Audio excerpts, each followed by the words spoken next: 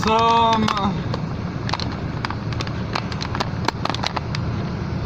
sommes le vendredi 13 décembre 2019. Il y a de la neige. Nous sommes en Allemagne sur la A81. Apparemment, il y a eu un petit problème sur une autre voiture et c'est pour ça qu'il y a un embouteillage. Il est 7h55 et il fait moins 1 degré Celsius.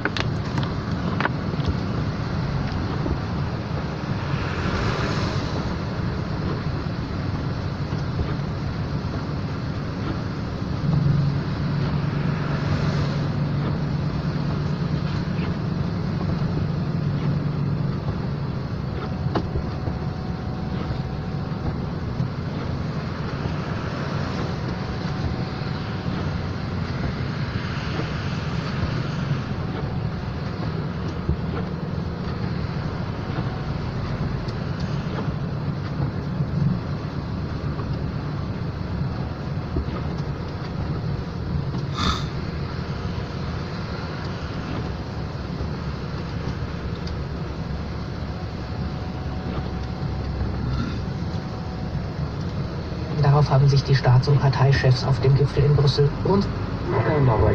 125 cm à 399 € au lieu de 499. Samsung 50 RU 7025, dont éco-participation 15 €. Sur Amazon, il est encore temps de trouver des super cadeaux en vente flash pour Noël. Avec plus de... et encore plus de... Oh, c'est trop gentil, merci. C'est Eulissa qui faut dire merci. Jusqu'au 22 décembre, retrouvez les ventes flash de Noël sur Amazon.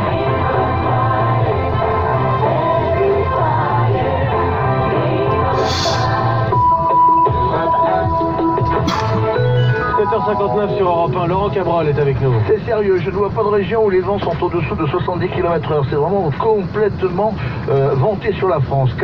15 départements vigilance orange dans un grand quart sud-ouest. Je ne peux pas vous les donner, mais enfin vous les imaginez. La pluie continue, se cale en ce moment sur le nord, les Ardennes, la Lorraine, l'Alsace, la Franche-Comté, la région Rhône-Alpes et bientôt les Alpes-Maritimes. Ces pluies vont s'en aller dans le courant de l'après-midi. Ça ira beaucoup mieux, beaucoup moins bien sur le proche Atlantique, Bretagne, Loire-Atlantique, Poitou-Charentes et dans tout le sud-ouest, car là les pluies arrivent en deuxième partie de journée.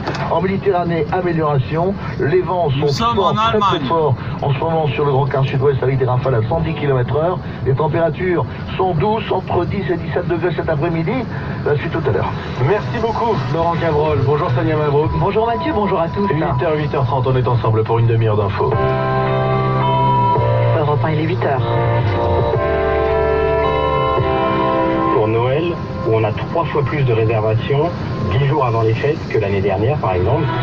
C'est une enquête Europe 1. Le nombre de réservations de voitures explose pour Noël, conséquence de la grève à la SNCF contre la réforme des retraites. 9e jour de grève, pas d'amélioration côté SNCF, léger mieux aujourd'hui à la RATP. Votre invité à ce sujet, Sonia? La patronne de la RATP, Catherine Guillouard. Trafic, prévision, réforme des retraites, sa première prise de parole très attendue, c'est sur Europe 1, après ce journal. Et pendant que le Premier ministre tente de renouer le dialogue avec les syndicats, le président, lui, à Bruxelles, se garde bien de tout commentaire. Il y a un président de la République qui défend les intérêts français et fait avancer notre agenda européen ici. Il y a un gouvernement qui travaille à Paris, qui a fait une proposition et maintenant il y a une concertation qui doit se faire. Voilà. Une victoire écrasante de Boris Johnson et des conservateurs au scrutin législatif d'hier. La porte est ouverte à un Brexit de 31 janvier prochain. Enfin, se réjouissent les Britanniques. Je suis un homme heureux. On sera hors de l'Union européenne au 31 janvier, il n'y a plus aucun doute. On vous emmènera aussi aussi dans la galerie des glaces ou encore dans l'appartement du roi, le château de Versailles en visite nocturne pour un spectacle historique et ludique. Europe 1, 8h01. Bon réveil à toutes et à tous.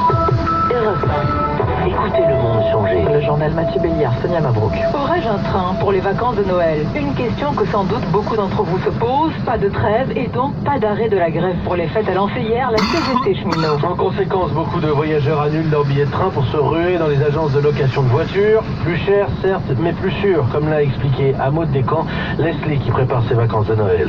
Je dois aller à Marseille pour Noël et j'habite à Carcassonne, donc c'est pas la porte à côté. J'ai déjà annulé mes billets parce que j'ai pas envie d'attendre des heures à prendre un train qui sera bondé. Leslie fera donc le trajet en voiture, mais cela lui coûtera bien plus cher que le billet de train acheté il y a 2 mois. 80 € à peu près en voiture, alors qu'en train, j'avais payé 35 € l'aller-retour. Et le nombre de réservations de voitures pour Noël augmente en flèche, comme le constate Paulin de Menton du site d'autopartage GetAround. Pour Noël, où on a 3 fois plus de réservations 10 jours avant les fêtes que l'année dernière, par exemple. Même chose pour les agences de location traditionnelles. Difficile de trouver une voiture, j'ai fait le test. Départ le 24, retour le 26, et quand un véhicule est disponible, il faut débourser 250 € au lieu d'une centaine d'euros habituellement. Chez Eurostar par exemple, le nombre de réservations pour Noël est en hausse de 22% par rapport à l'an dernier. Alors pour beaucoup, il ne reste qu'à croiser les doigts pour que les trains circulent. Selon nos informations, la SNCF espère pouvoir annoncer rapidement la liste des trains qui circuleront vendredi, samedi et dimanche prochain pour le premier week-end de départ en vacances. L'enquête de Maud Descamps pour Europe 1. Bonjour Françoise. Oui, bonjour. Vous nous appelez du Rhône et vos parents sont dans la Vienne. Vous avez pris des billets entre Lyon et Poitiers pour Noël. Comment allez-vous faire ? Eh ben écoutez, pour l'instant, j'espère avoir des trains. Je suis très inquiète parce que bon, mes parents sont âgés et donc ce serait compliqué de pas aller les voir. Donc je vais attendre jusqu'à la dernière minute. Mais je suis vraiment très inquiète. Je voyage avec mon fils et je sais vraiment pas si je vais pouvoir sortir le 24. Pas d'autre solution. Non, parce que la voiture Lyon-Poitiers, c'est compliqué, c'est long. Et puis compte tenu des intempéries, de la météo, je ne m'aventure pas seule sur la route avec mon fils. Merci Françoise. Voilà, donc je suis vraiment très inquiète. On comprend l'inquiétude, l'appréhension aujourd'hui à 11 jours du réveillon. Françoise au 39-21 en direct ce matin. Et en attendant justement les vacances, c'est toujours la grève dans les transports. 9e jour, pas d'amélioration côté SNCF. Léger mieux à la RATP avec 8 lignes de métro fermées sur 16. Bonjour Yasmina Kato. Bonjour. Vous êtes à la station Charles de Gaulle Étoile, l'un des carrefours du métro parisien, où ça se bouscule un peu moins ce matin.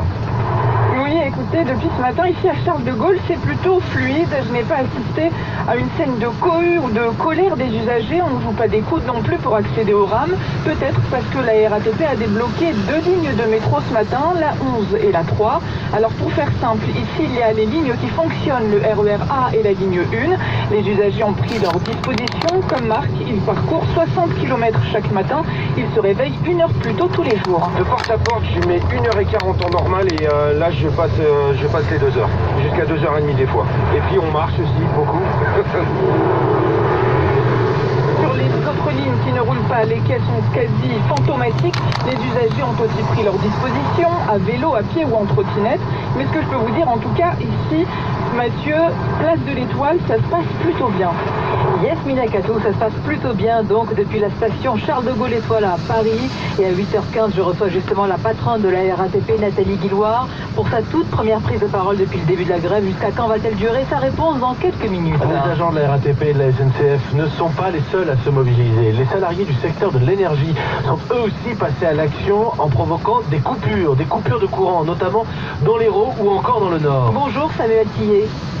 Bonjour. Vous êtes secrétaire général de la CGT Énergie sur la métropole lilloise. Hier, vous avez coupé l'électricité à un grand centre commercial lillois ainsi qu'à plusieurs chaînes de restaurants. Vous avez provoqué une certaine pagaille. Quel est le but de ces coupures sauvages?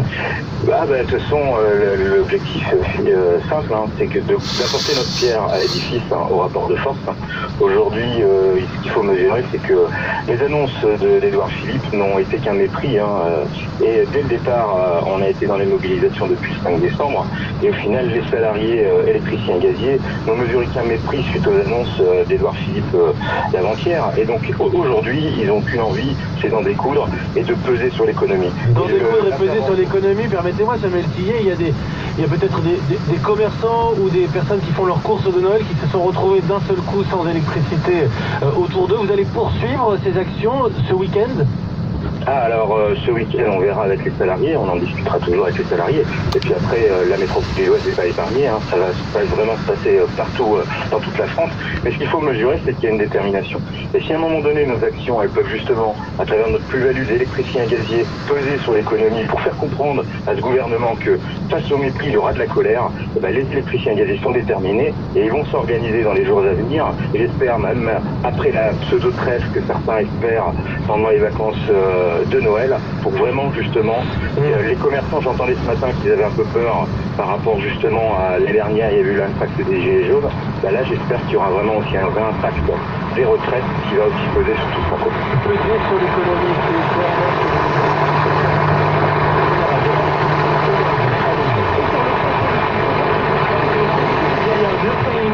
hier soir les responsables de chaque syndicat pour une rencontre le plus vite possible en début de semaine prochaine. Quant à Emmanuel Macron, il s'est bien gardé de tout commentaire sur le sujet depuis le sommet européen où il se trouvait hier à Bruxelles. Adrien Beck. À Bruxelles, Emmanuel Macron joue presque au roi du silence sur le dossier des retraites. Le chef de l'État est ici pour évoquer enjeux climatiques, budget de l'Union, discrétion assumée. En revanche, sur le dossier bien français des retraites, il renoue même avec une règle qu'il ne s'applique pas toujours à l'étranger. Aucun commentaire national, vous savez. Mais devant micros et caméras venus de l'Europe entière, Emmanuel Macron précise tout de même le partage des rôles avec Édouard Philippe. Et un président de la République qui défend les intérêts français, fait avancer notre agenda européen ici. Il y a un gouvernement qui travaille à Paris, qui a fait une proposition et maintenant il y a une concertation qui doit se faire. Voilà. Un appel en quelques mots au retour du dialogue. Pour le reste, Emmanuel Macron esquive la question selon le terme d'un de ses proches. En coulisses, c'est pourtant bien lui qui arbitrera sur tous les points sans s'exprimer pour autant. Peu probable, dit-on à l'Élysée, qu'il le fasse publiquement avant ses vœux du 31 décembre. Bruxelles, Adrien Beck, Europe 1. Europe 1. Boris Johnson is duly elected. Engagé depuis ce début d'une discussion de plus belle pièce du château de Versailles, la suite du journal de l'émission.